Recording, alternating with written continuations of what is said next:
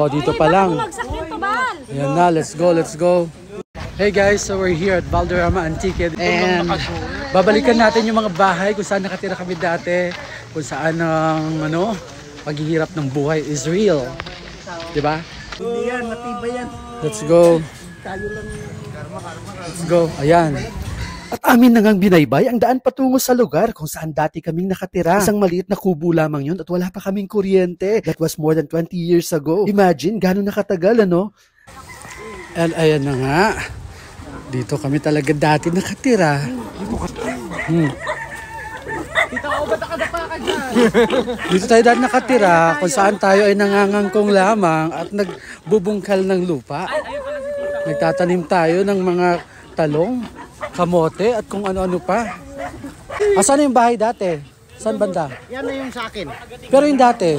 Yan na. Yan na. Ayan na yan. Yan na talaga yan. Oh, so yan yung bahay namin dati.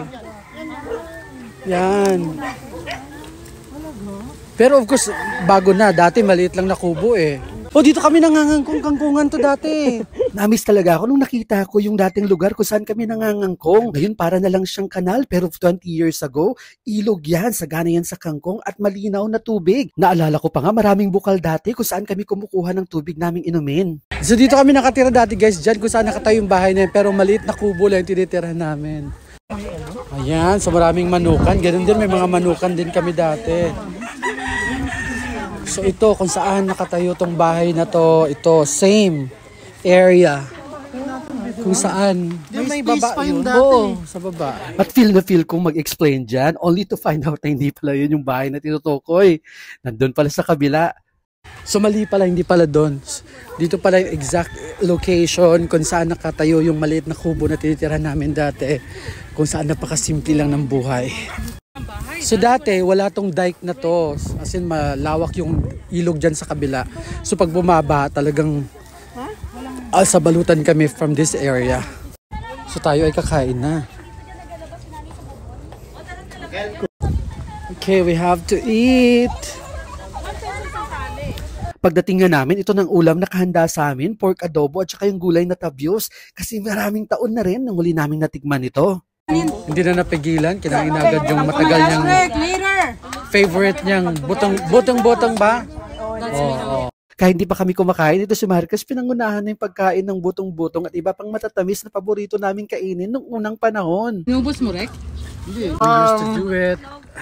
At nag-enjoy na nga ang lahat sa pagkain. Naalala ko lang nung unang panahon, pag may salo-salo na ganito, minsan asin lang ang ulam o kaya toyo at mantika, sapat na. Yung mga panahon na kailangan talaga namin magbungkal ng lupa o magtinda ng kangkong para lang makabili ng 1 kilong bigas. Naalala ko dito sa Labangan, nakikita ko yung nanay ko minsang patagong umiiyak dahil wala nga siyang maibigay na pambayad sa tuition fee ko pag exam na sa susunod na araw. O kaya minsan wala kaming makain dahil nga halos lahat ng taong kakilala niya ay nautangan niya na. Ganun talaga kahirap ang buhay dati at ang sarap lang balik-balikan. Isang patunay lang na sa sipag at tiyaga, pwede talaga tayong umasenso. At kung meron tayong maibabahagi sa iba, gawin natin. Kaya abangan ang susunod na video dahil bahagi ng pagpunta namin dito ay makagawa ng charity work sa ating kababayan dito sa Valderrama. So for now, hanggang dito na lang muna. Like and comment naman dyan, oh. Salamat!